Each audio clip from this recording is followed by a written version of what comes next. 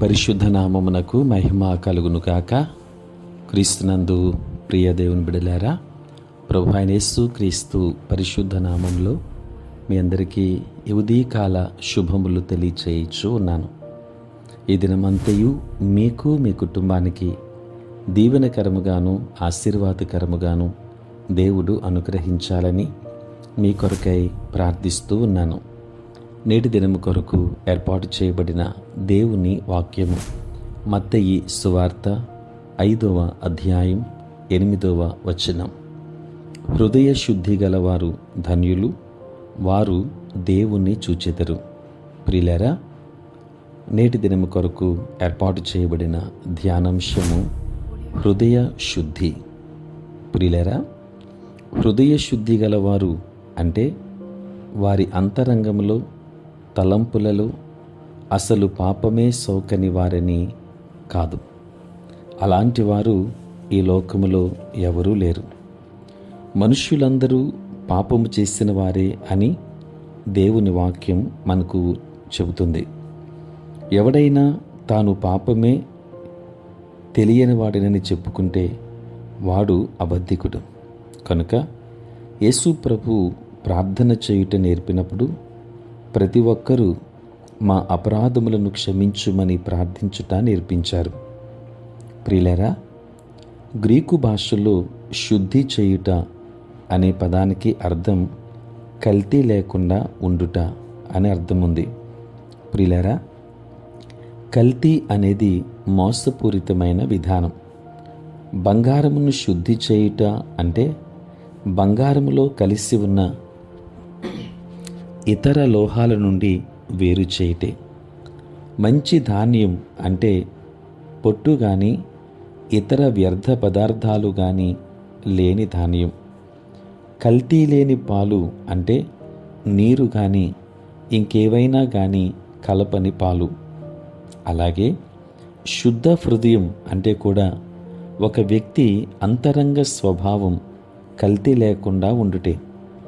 యథార్థముగా, కపటము లేకుండా, ముక్కుసూటిగా ఉద్దేశ్యాలు, తలంపులు, భక్తి భావాల విషయంలో రెండు తలంపులు లేకుండా, మోసం, అక్రమం లేకుండా ఉండే హృదయం.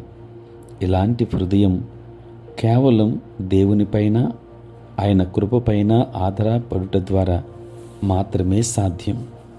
దేవుని బిడలారా, నేటి దినాలలో చాలామంది వారి బాహ్య విషయాలు కొన్నింటిని సరిదిద్దుకుంటే పరిశుద్ధులని భావిస్తూ ఉన్నారు. కొన్ని రంగుల వస్త్రాలను ధరించడం, జుత్తు, గెడ్డాలు పెంచడం, ఒక విధమైన ఆహారపు అలవాట్లు కలిగి ఉండటం, హృదయం, తలంపులన్నీ అక్రమముతో, పాపముతో నుండి ఉందంటే దేవుని దృష్టికి సరిపోదు. మన అంతరంగం పరిశుద్ధముగా ఉండాలని ఆయన ఆశిస్తూ ఉన్నాడు. దేవుని చేత పరిశుద్ధపరచబడి దైవవాక్యముతో ప్రోక్షించబడిన హృదయాలు గలవారు దేవుని చూస్తారు, లోకానికి దేవుని కనపరచగలుగుతారు. అట్టి కృప పరిశుద్ధాత్మ దేవుడు మనందరికీ అనుగ్రహించును గాక. ఆమేన్. ప్రార్థన. పరిశుద్ధుడైన తండ్రి, ప్రేమ కలిగిన ప్రభు, మీ పరిశుద్ధ నామమునకై వందనాలు, స్తుతులు, స్తోత్రాలు చెల్లిస్తున్నాము నాయన. రాత్రంతయు కాపాడి సంరక్షించి సుఖనిద్రను మాకు దయచేసి మా జీవితంలో మరొక నూతన దినాన్ని మేము చూడగలిగే భాగ్యాన్ని మీరు మాకు అనుగ్రహించినందులకే స్తోత్రాలు. ఈ దినమంతా కూడా మీ సన్నిధి మాతో ఉంచండి. మీ ప్రసన్నత మాకు అనుగ్రహించండి. మా ప్రతి బలహీనత నుండి విడుదల అనుగ్రహించండి. నేటి మా పనులలో, ప్రయాణములలో మీరే తోడై ఉండండి. దేవా, మీకే స్తోత్రాలు. తండ్రి, పుట్టినరోజు, పెళ్లి రోజు జరుపుకొనుచున్న బిడ్డలందరినీ దీవించండి. తండ్రి, నూతన ఆశీర్వాదములు మెండుగా వారికి అనుగ్రహించండి. ఉద్యోగస్తులు, వ్యాపారస్తులు, కష్టపడి పని చేసుకుంటున్న బిడ్డలందరికీ మీరు తోడై ఉండండి. నాయన, చదువుకుంటున్న బిడ్డలకు కావలసిన జ్ఞానమును మీరు అనుగ్రహించండి. దూరదేశాలలో, దూర ప్రాంతాలలో ఉంటున్న బిడ్డలందరినీ కూడా మీరు దీవించుమని నీ సన్నిధానములో ప్రార్థన చేస్తూ ఉన్నాము.